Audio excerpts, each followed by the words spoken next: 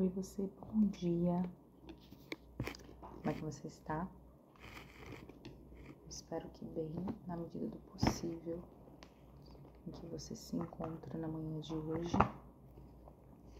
Hoje estamos no finalzinho do mês de maio, dia 20.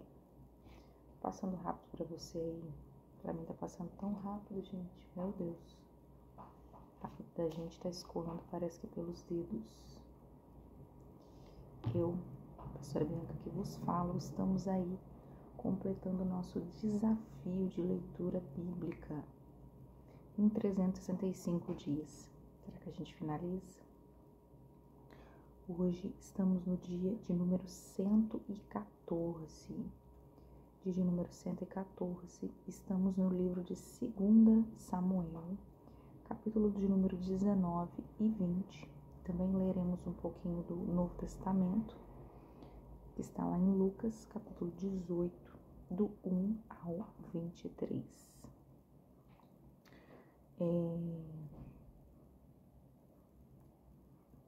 Anteriormente, nós vimos aí Davi vencer Absalão de uma maneira um pouco até inusitada, aonde os cabelos de Absalão ficam presos naquele bosque, né? Naquela árvore. Enquanto ele montava lá, ele ficou pendurado. E aí ele, como pai, como homem, ele acaba lamentando aí a morte de seu filho profundamente. E o capítulo de número 19, a gente vai ver aí como que você tem de fazer para você superar as decepções, as traições, as divisões e os conflitos. Davi chega a essa altura aqui do campeonato com o dever de retornar ao trono. Ele que uma vez havia fugido para poder viver, vamos colocar assim, né?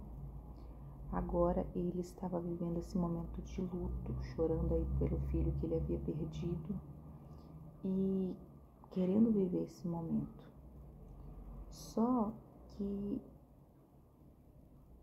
ele não podia permanecer naquele estado.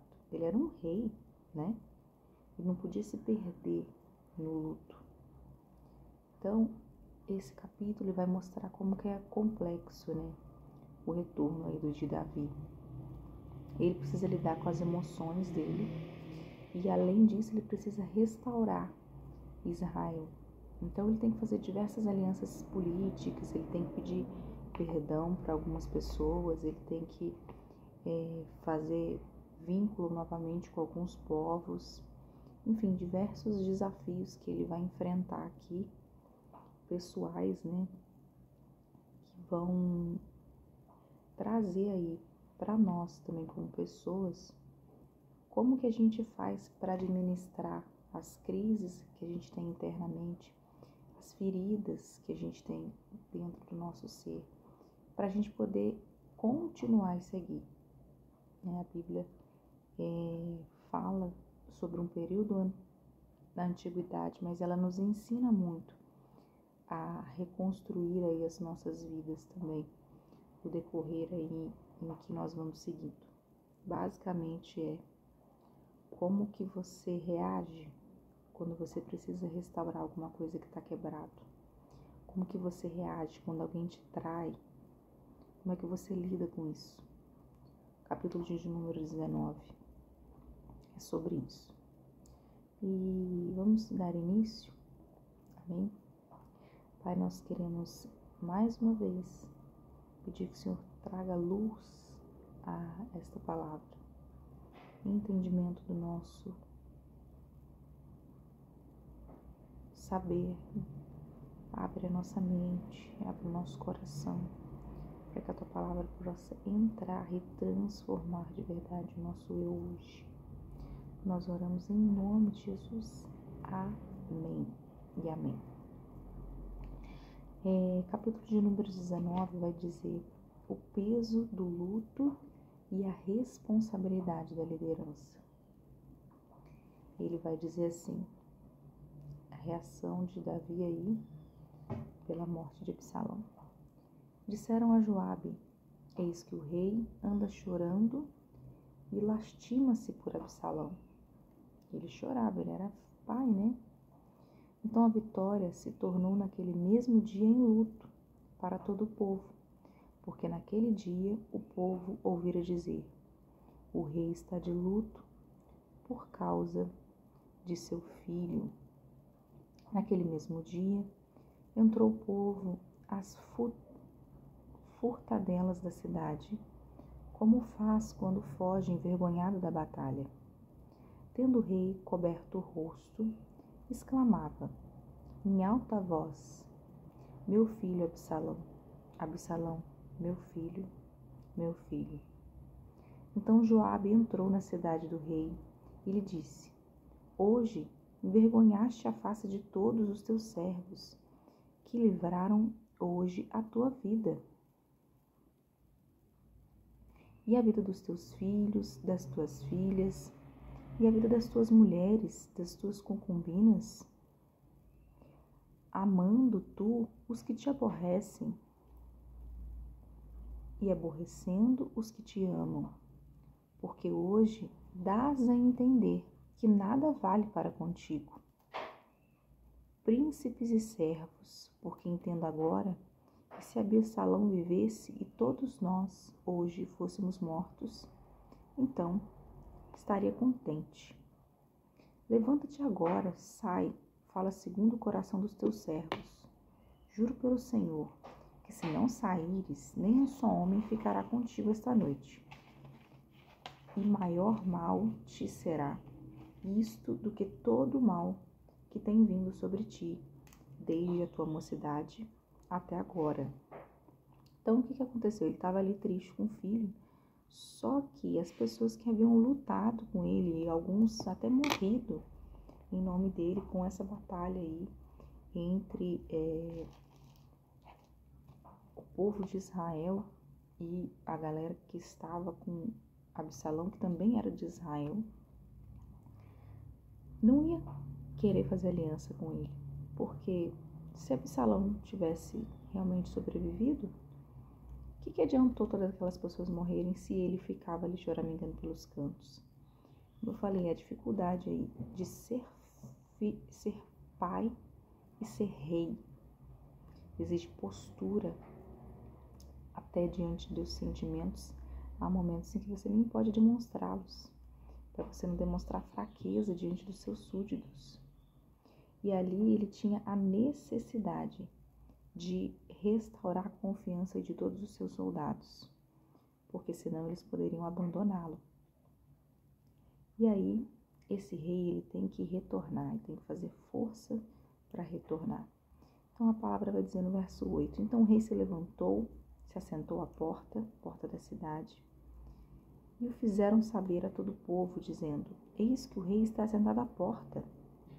Veio, pois, todo o povo apresentar-se diante do rei. Ora, Israel havia fugido, cada um para a sua tenda. Estava todo mundo com medo, né? E eis que Davi fica lá à porta da cidade, posicionado. E as pessoas que haviam se dissipado, haviam corrido, elas agora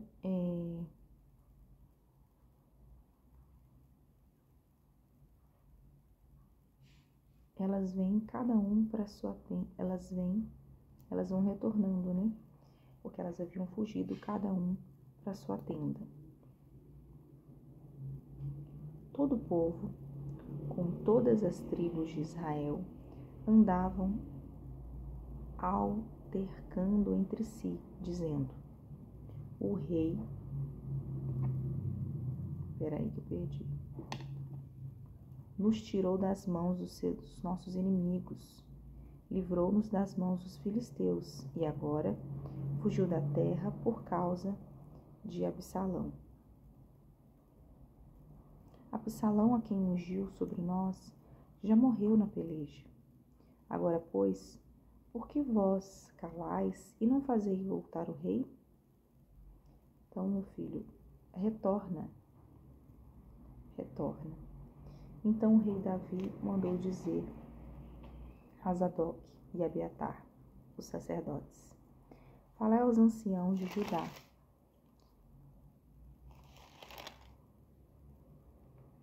Por que seríeis vós os últimos em tornar a trazer o rei para a sua casa?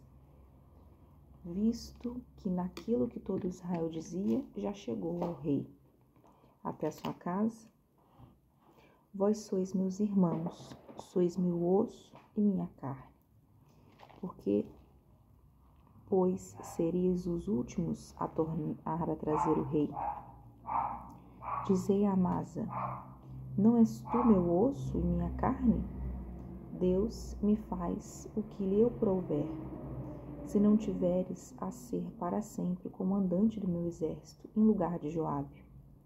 Por isso moveu o rei o coração de todos os homens.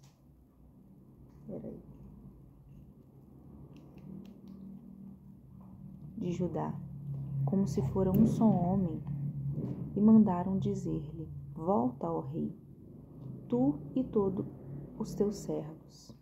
Então o rei voltou e chegou ao Jordão.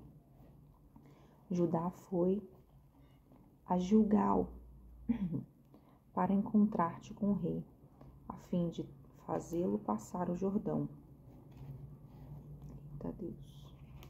Apressou-se Simei, filho de Gera, o benjamita, que era de Baurim, e desceu com os homens de Judá, e a encontrar-se com o rei Davi. Então,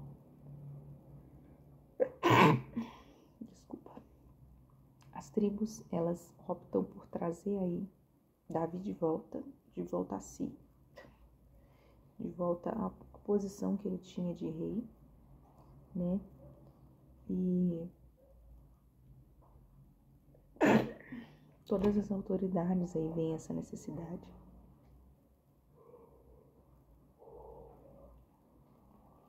E agora, eles resolvem que eles vão nomear Amasa, o novo comandante ali, para substituir Joabe. Amasa será o novo a substituir aí o lugar de Joabe. Então os homens, eles se mantêm fiéis a esse rei, não tentam tomar posse desse cargo. Pelo contrário, eles querem mesmo que ele retorne com os ânimos, né? Diante do luto é difícil, mas eles pedem: vamos. Só que Simei, lembra quem era Simei? Não. Lembra de Simei, na verdade, aquele que tinha insultado Davi quando eles estavam no caminho? Olha só. Apressou-se Simei, filho de Gera, benjamita, que era de Baurim, e desceu para os homens de Judá a encontrar-se com o rei Davi.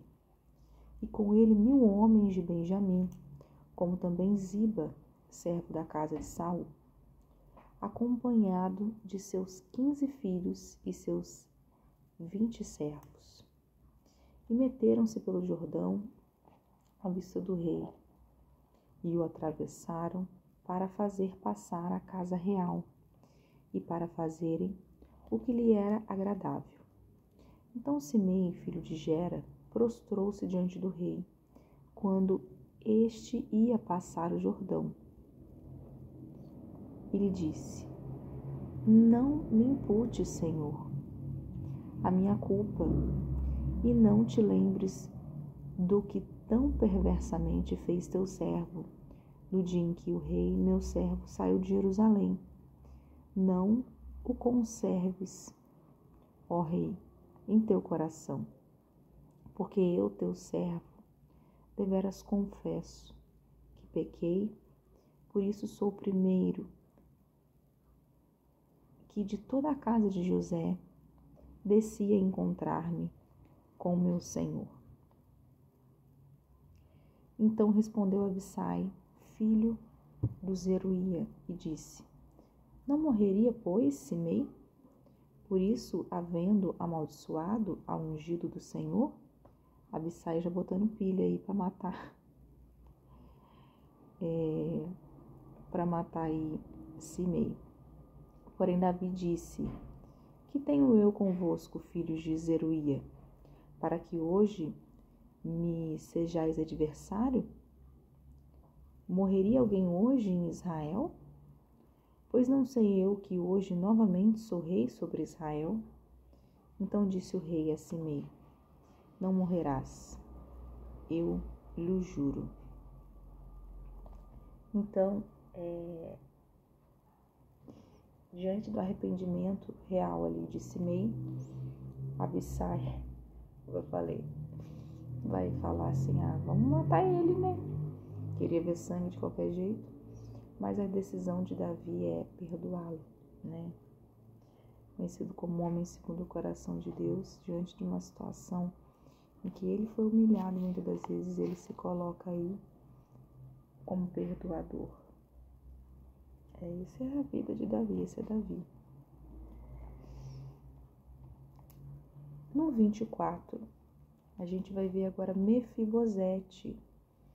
Mefibosete, que é um dos descendentes aí de Jonatas, né? Filho de Saul, Mefibosete. Ele vai se mostrar leal aí diante de Davi. Olha o que a palavra vai dizer. Também Mefibosete, filho de Saul, desceu a encontrar-se com o rei. Não tinha tratado dos pés, nem espantado a barba, nem lavado as vestes desde o dia em que o rei saíra, até o dia em que voltou em paz. Naquela época, isso era um sinal aí de que você se importava muito com uma pessoa e de que era como se você mostrasse: eu não vou me recompor até que essa pessoa retorne. Isso mostrava fidelidade, isso mostrava apreço com a pessoa, e assim ele se encontrava. Tendo ele chegado em Jerusalém, verso 25, a encontrar-se com o rei, este lhe disse: Por que não foste comigo, Mefibosete? Por que você não foi embora comigo? O que você ficou fazendo aí? E ele respondeu: Ó rei meu, o meu servo me enganou. Quem era servo? Ziba, lembra? Porque eu, teu servo, dizia: Ao bar darei um jumento e montarei para ir com o rei, pois o teu servo é coxo. Então, para começar, ele só poderia ir se Ziba fosse com ele, né? Ele era coxo dos pés, então ele precisava de alguém que o colocasse aí sobre o jumento. Então, por isso que ele acabou não partindo, porque Ziba não colocou o jumento para ele montar. Demais disso, ele falsamente me acusou a mim, teu servo, diante do rei, meu senhor. Porém, o rei, meu senhor, é como um anjo de Deus. Faze, pois, o que melhor te parecer. Porque toda a casa de meu pai não era senão de homens dignos de morte, diante do rei, meu senhor. Contudo, puseste teu servo entre os que comem a tua casa. Que direito, pois, tenho eu de clamar ao rei? Então, Mefibosete fala assim: olha, eu não consegui sair por conta disso, mas se você quiser, você pode tirar minha vida. Eu super entendo, você achou que eu estava com aliança ali com Absalão, mas de maneira nenhuma. Eu acabei ficando para trás mesmo, porque eles me largaram para trás. E você, para mim, foi como um anjo. E eu pude comer aí a sua mesa, eu pude ter direito de sentar aí junto à tua mesa. Mas faz o que você achar melhor, tá? Fica tranquilo. E o que o rei lhe responde? Por que ainda falas dos teus negócios? Resolvo que repartas com Ziba as terras. Disse Mefibosete ao rei: Fique ele muito embora com tudo. pois já voltou o rei, meu senhor, em paz à sua casa. E aí, diante dessa traição, resolve que ele vai deixar Ziba com metade das terras e que ele fique para lá. E eles fiquem para cá.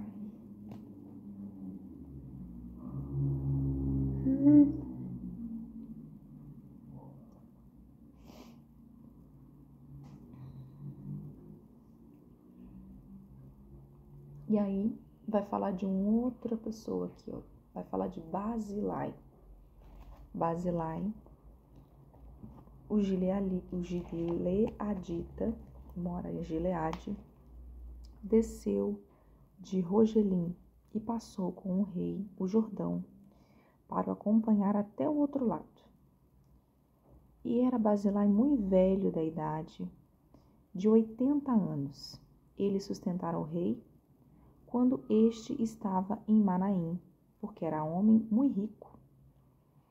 Disse o rei a Barzilai: vem tu comigo e te sustentarei em Jerusalém.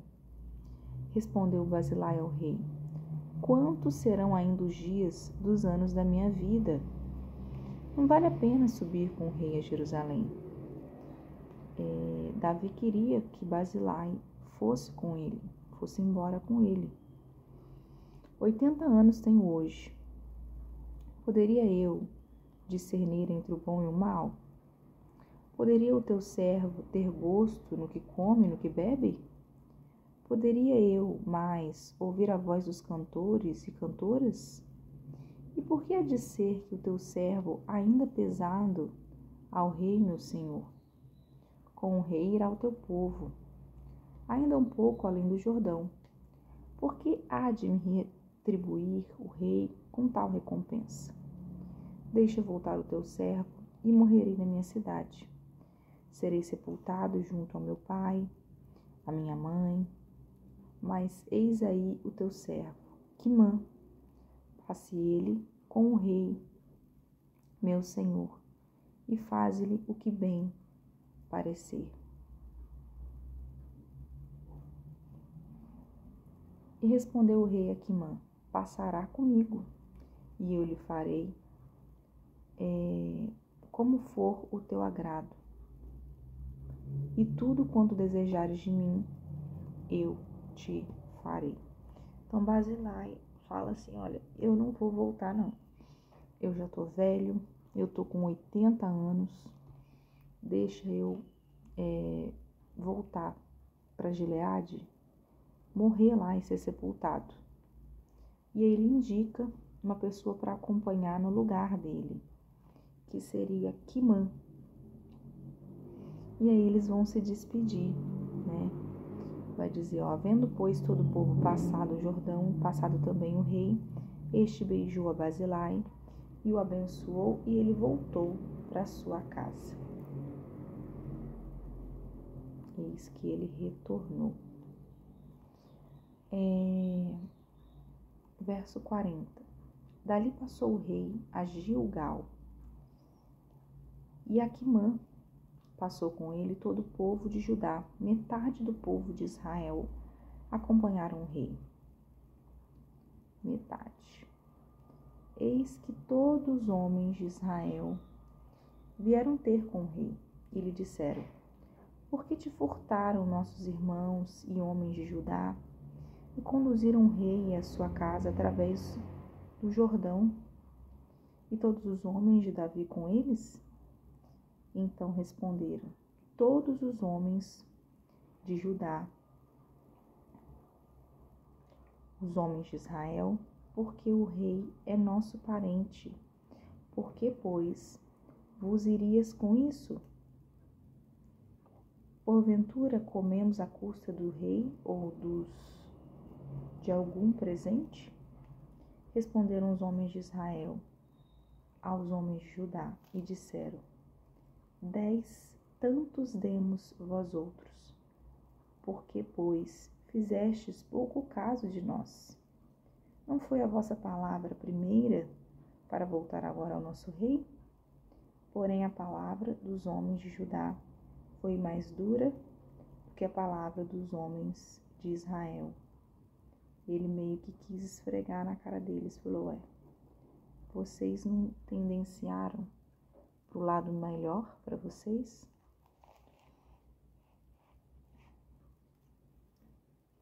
E agora? Como é que vai ser? Os homens de Israel ou os homens de Judá? Como que vai funcionar?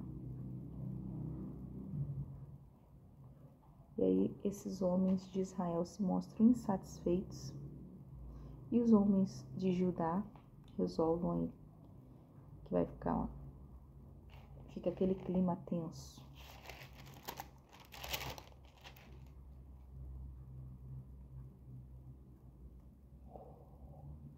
Hoje eu tô com frio e hoje eu tô com sono.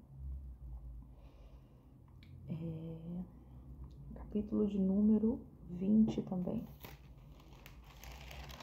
Vai dizer que então se chamou ali por acaso um homem de Belial, cujo nome era Seba, filho de Bicri.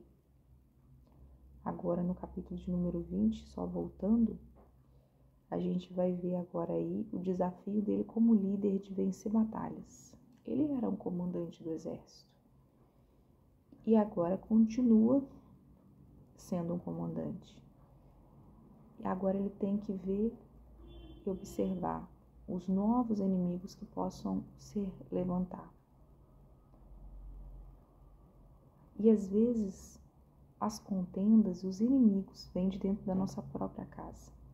Assim como aconteceu com Absalão, aqui não foi diferente, né?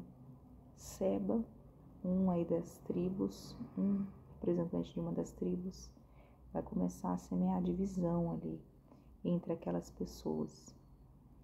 E aí a gente vai ver a fragilidade humana, a necessidade da gente compreender a necessidade, o ter discernimento diante da situação em tempos aí em que não está tudo dando tão certo, mas Seba nos vai mostrar aí como que a insatisfação e a ambição pode inflamar o nosso coração e ao invés de fazer algo bom, fazer algo ruim, causando aí divisão entre o próprio povo de Deus, né? Aqueles que nem sei se está dando para ouvir. Aqueles que deveriam ser unidos estavam totalmente desunidos. Não sei até quando que foi que parou aí, né? Espero que tenha dado para ouvir aí até o finalzinho que eu fiz. Falei aí sobre o povo de Israel, a indicação de Quimã e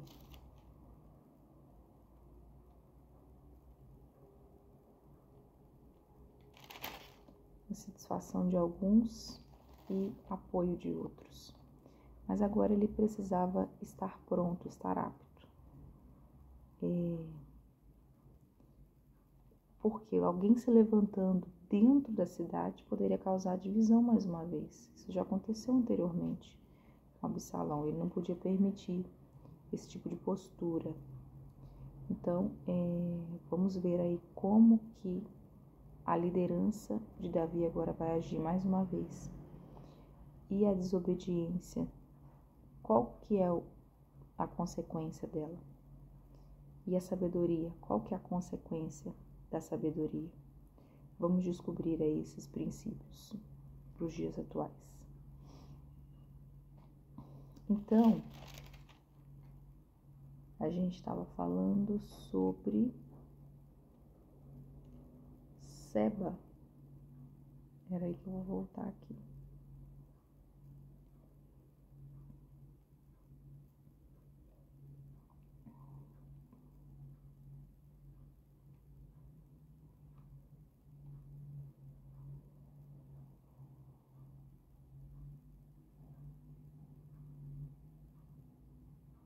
Não, aqui não foi falado sobre Seba, não.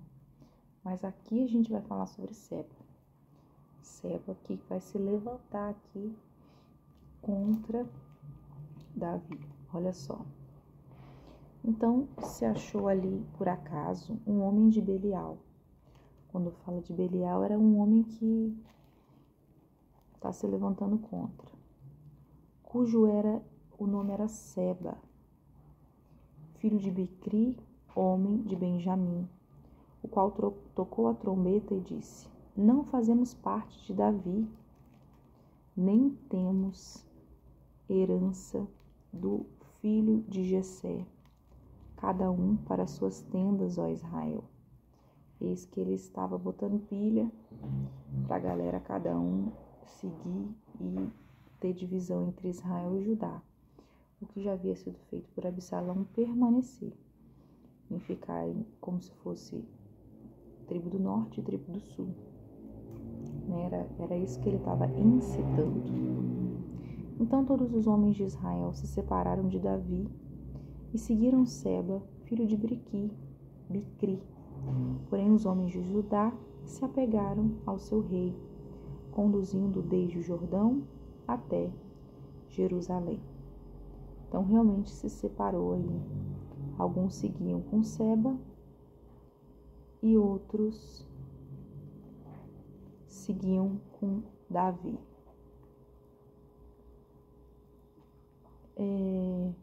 Vindo, pois, Davi para sua casa, a Jerusalém, tomou o rei as suas 10 concubinas, que deixara para cuidar da casa, as pôs em custódia, as sustentou, porém não coabitou com elas, e estiveram encerradas até o dia em que morreram, vivendo como viúvas, meio que pelo fato delas terem coabitado com Absalão. Davi resolveu que ele ia separar elas das demais. E aí essas 10 concubinas, elas estiveram ali enclausuradas, né? Mas não sem serem sustentadas. Elas viveram como viúvas, mas não tendo contato direto mais com Davi. Agora simplesmente elas moravam só no palácio, mas não tinham contato com ele.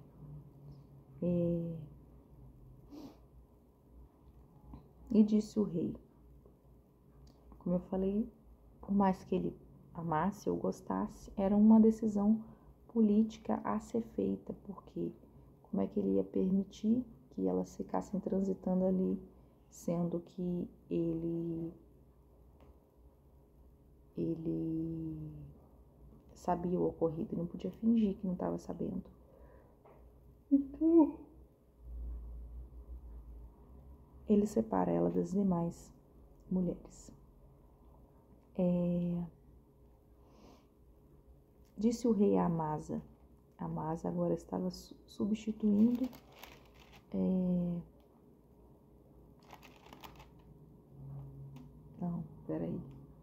Amasa agora era o comandante, né?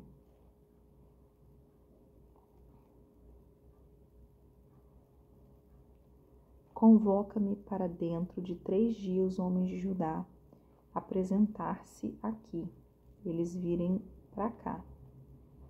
Partiu Amasa para convocar os homens de Judá, porém demorou-se além do tempo que fora aprazado.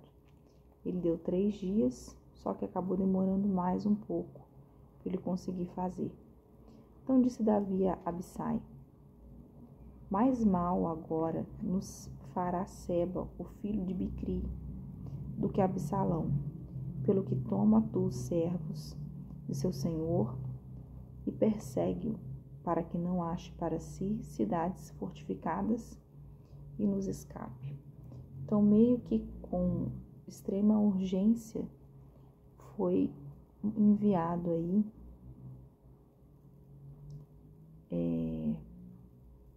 Abissai para que ele pudesse aí perseguir a Seba.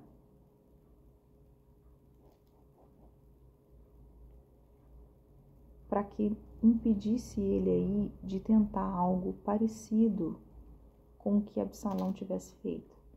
Ele falou: eu dei mole uma vez, eu não fiz nada.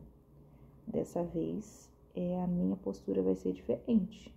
Eu não vou deixar passar, não. Eu vou pegar esse pessoal. E aí ele manda aí Abissai perseguir para que eles não fugissem e não construíssem aí o outro lugar.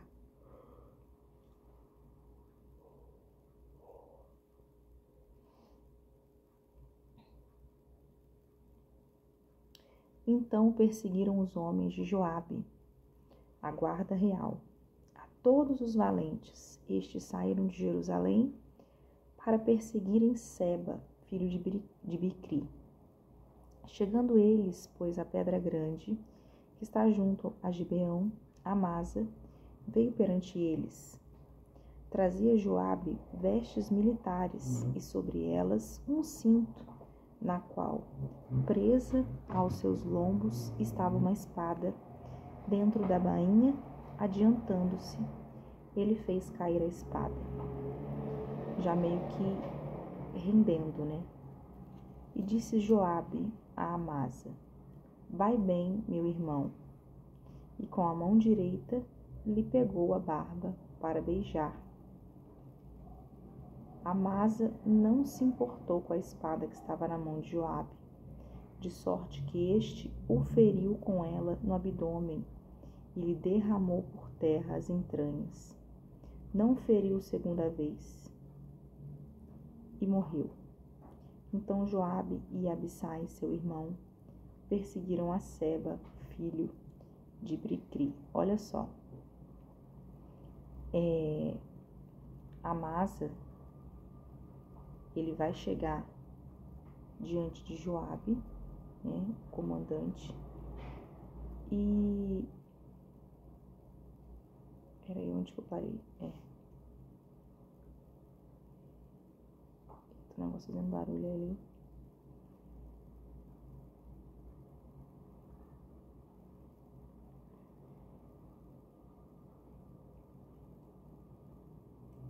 E a Joabe, ele vai deixar a espada cair.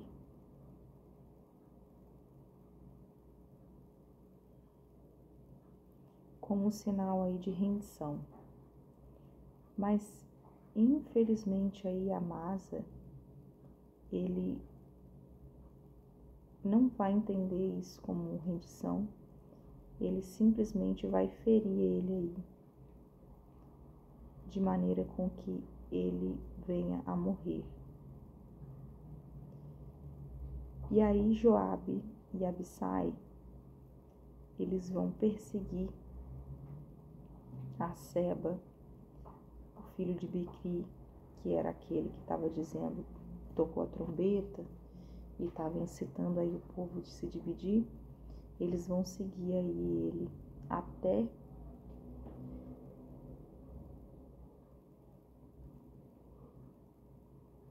onde eu tô.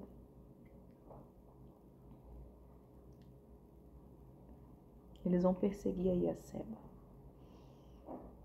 O verso 11 vai dizer, ó: mas um dentre os moços de Joabe parou junto de Masa e disse: quem está do lado de Joabe é por Davi. Siga a Joabe. Amasa se revolvia no seu sangue no meio do caminho.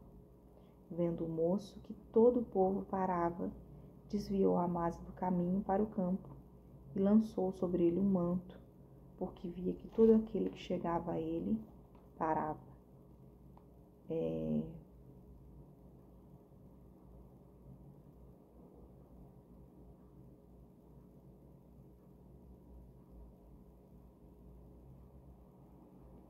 Amasa estava ali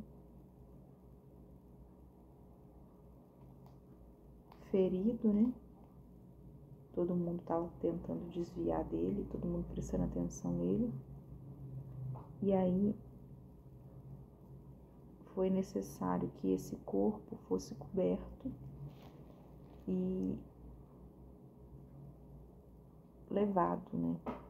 Para que a perseguição pudesse continuar.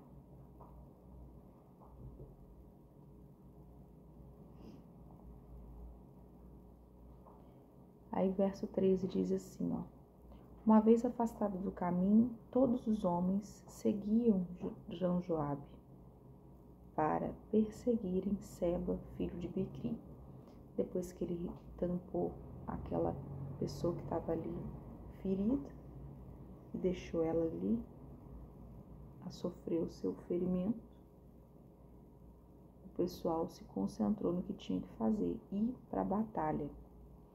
E atrás de quem? De Seba, aquele que havia dito que não tinha herança com o filho de Davi, né? Seba passou por todas as tribos de Israel até Abel, Bet-Maca, e apenas as beiras das beritas se ajuntaram todos e o seguiram. Então ele saiu correndo ali. E somente uma tribo estava com ele. A palavra vai dizer mais que Joabe,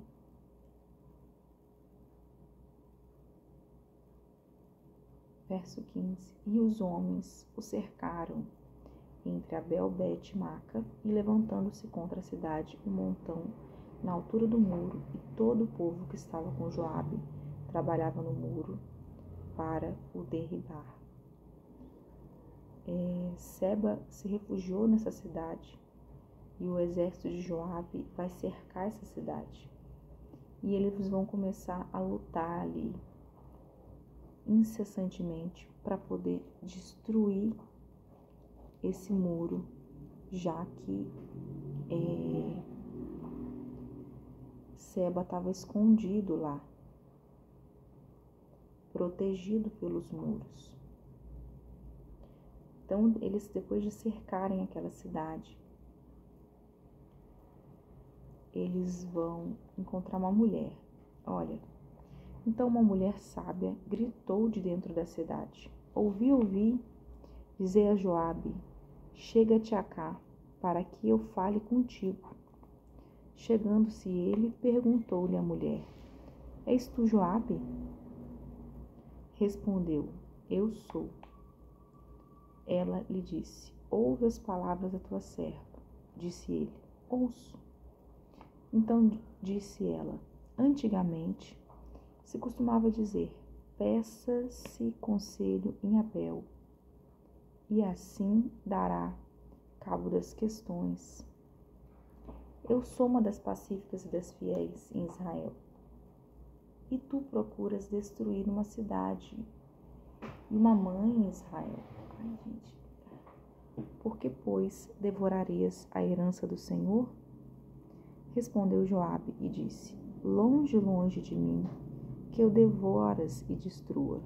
Essa mulher aí que vai interceder pelos que ficaram dentro dos muros da cidade. E ela vai entrar aí como negociadora para poder ajudar aí a Joabe.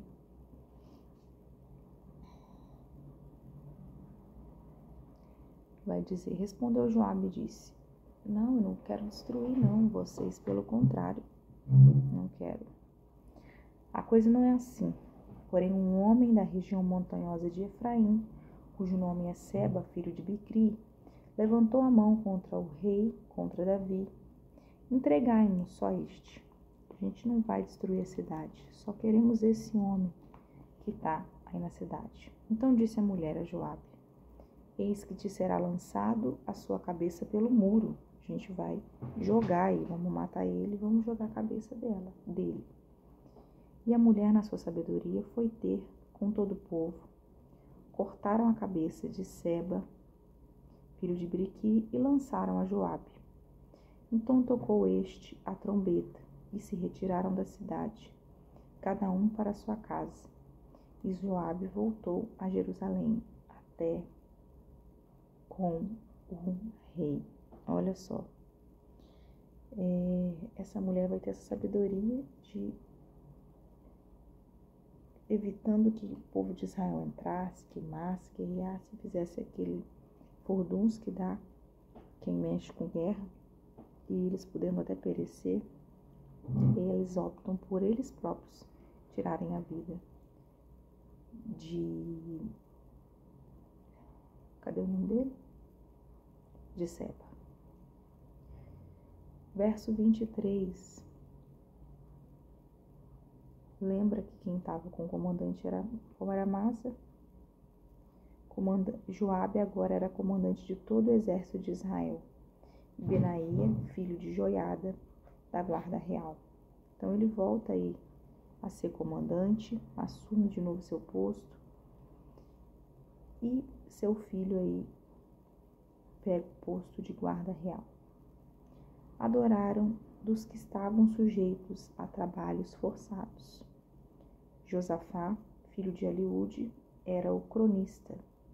Seva, o escrivão, Zadok e Abiatar, os sacerdotes, e também Ira e Jairita eram ministros de Davi.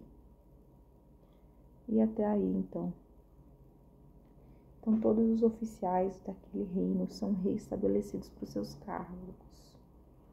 Os sacerdotes voltam a ser sacerdotes, né? O Jarita, que fazia parte dos ministros, ele tem que retornar para o seu cargo.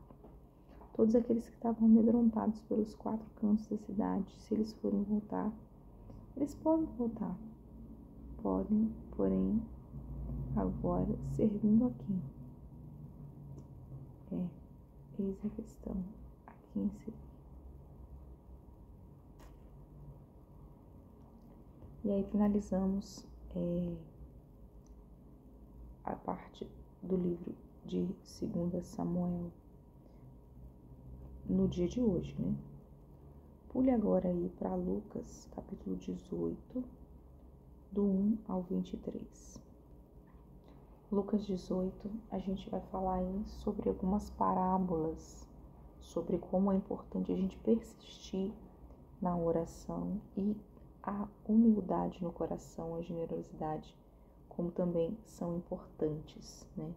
Lições para a nossa vida também, vão nos inspirar a ter fé, compromisso, mas uma fé genuína, né? De nada adianta uma fé só de aparência, a fé tem que ser genuína. Então bora lá, Lucas capítulo de número 18, versículo do 1 até 23.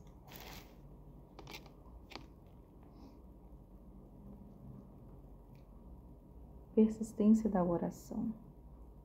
E disse-lhes Jesus uma parábola sobre o dever de orar sempre e nunca.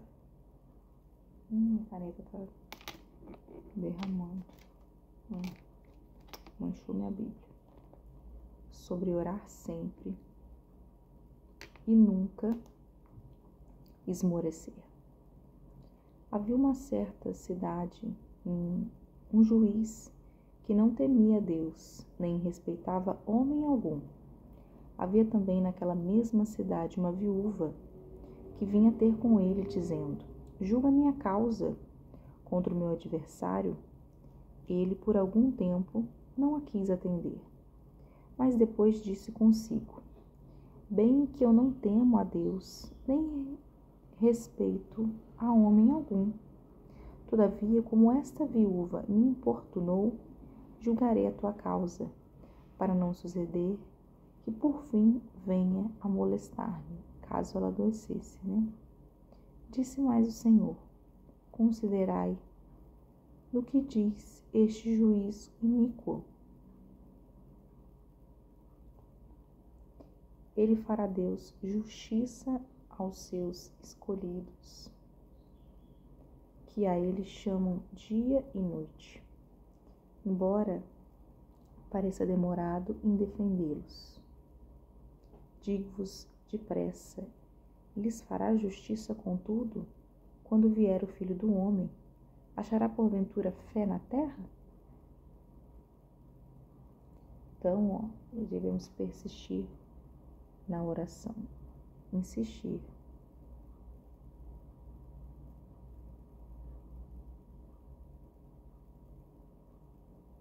Assim como aquela viúva que estava ali pedindo para que o juiz viesse julgar a sua causa, eis que também devemos ser nós, pedindo humildade e justiça através da oração. Senhor, ouve a nossa causa, ouve o nosso clamor, ouve a nossa oração. Olha só essa parábola agora do fariseu e do publicano. Propôs também essa parábola a alguns que confiavam em si mesmo, por se considerarem justos e desprezaram os outros. Alguns ali estavam se sentindo, se achando, e aí ele resolveu fazer essa ilustração para que eles entendessem ali um pouco mais sobre humildade. Propôs também essa parábola a alguns que confiavam em si mesmo, por se considerarem justos diante dos outros, julgando, né? A palavra fala, não julgueis para não sejais julgados. E ela fala assim, ó, 2 homens subiram ao templo com o propósito de orar, um fariseu e outro publicano. O fariseu, posto em pé, orava de si para si mesmo dessa forma: ó Deus, graças te dou, porque não sou como os demais, homens roubadores, injustos, adúlteros, ainda como esse publicano. Eu jejuo 2 vezes por semana, dou o dízimo de tudo quanto ganho. O publicano, estando ele em pé, de longe, não ousava nem levantar os olhos ao céu, mas batia no peito, dizendo: ó Deus, seja propício a mim, pecador. Senhor, fique comigo, porque eu sou aí pecador. Digo-vos que esse desceu justificado, esse que se mostrou humilde para sua casa, e não aquele, porque todo o que se exalta será humilhado, mas o que se humilha, esse sim será exaltado. Então, a importância de se diminuir quando necessário, né? Ter misericórdia diante das pessoas. 15. Recebendo o reino como uma criança. Olha, trazia-lhe também as crianças para que os tocassem os discípulos. Vendo, os repreendia. Jesus, porém, chamando-as para junto de si, ordenou: deixai vir a mim os pequeninos, não os embaraceis, porque dos tais é o reino dos céus, é deles. Em verdade vos digo, quem não receber o reino de Deus como uma criança, de maneira nenhuma entrará nele. Certo, quem, o meu sumiu aqui a palavra, à disposição, perguntou: bom mestre, que farei eu para herdar a vida eterna? Respondeu-lhe Jesus: por que me chamas bom? Ninguém é bom, senão um. Somente Deus é bom. Sabes os mandamentos? Não adulterarás, não matarás, não furtarás, não dirás falso testemunho, honra teu pai e tua mãe. Replicou ele: tudo isso eu tenho observado desde a minha juventude. Ouvindo Jesus, disse-lhe: uma coisa ainda te falta. Vende tudo o que tens, dá aos pobres, e terá um tesouro nos céus. Depois vem e segue-me. Mas ouvindo ele estas palavras, ficou muito triste, porque ele era riquíssimo. Tem hora que é fácil a gente dizer que a gente ama a Deus e serve Ele, faz tudo corretamente. Mas e quando Ele vai de encontro a nós, Ele pede para renunciar ainda mais? Esse jovem rico teve dificuldade de entrar no reino dos céus. Todos nós aí temos dificuldade de entrar no reino dos céus. Não sei qual é a sua, mas o Senhor, Ele fala que a gente não deve ter apego às coisas desse mundo, porque senão dificilmente um rico vai entrar no reino dos céus. mas não devemos nos estar presos a essas coisas. Devemos estar presos às coisas do alto, às coisas do céu, as coisas que Ele tem para nós. Bem-aventurado, mais do que feliz, são aqueles que realmente seguem a vontade do Pai e não se prendem só ao mundo terreno. E a gente não pode ser hipócrita, né? O nosso mundo terreno, a tranquilidade a qual nós alcançamos até o momento atual, às vezes traz para nós conformidade. Nós ficamos estagnados, achando tudo certo, e queremos cuidar somente daqueles que estão já dentro do aprisco. Mas o Senhor, Ele nos convoca para fazer além, não somente o que está perto da gente, mas também aquele que está longe, aquele que muitas das vezes a gente tem um entendimento que está afastado, mas às vezes já é hora da gente chegar e levar uma palavra do reino para essas pessoas. Amém? E é isso aí. Realizamos então mais um dia, o dia de número 114. Quero agradecer você que esteve comigo aí até aqui e pedir que você, assim como eu, está acompanhando essa leitura, fique ligado aí no seu dia a dia, fique ligado com as suas companhias, quem de fato são os Simeis da sua vida, quem de fato são os Joabes aí que estão contigo a qualquer custo. Fique atento às suas amizades, se elas são verdadeiras ou não. E por fim, siga os mandamentos do Senhor, mas não só siga, viva, porque senão de nada vai adiantar, né? Todo o esforço que foi feito. Amém? Obrigada aí mais uma vez. Espero você na próxima. Tchau, tchau.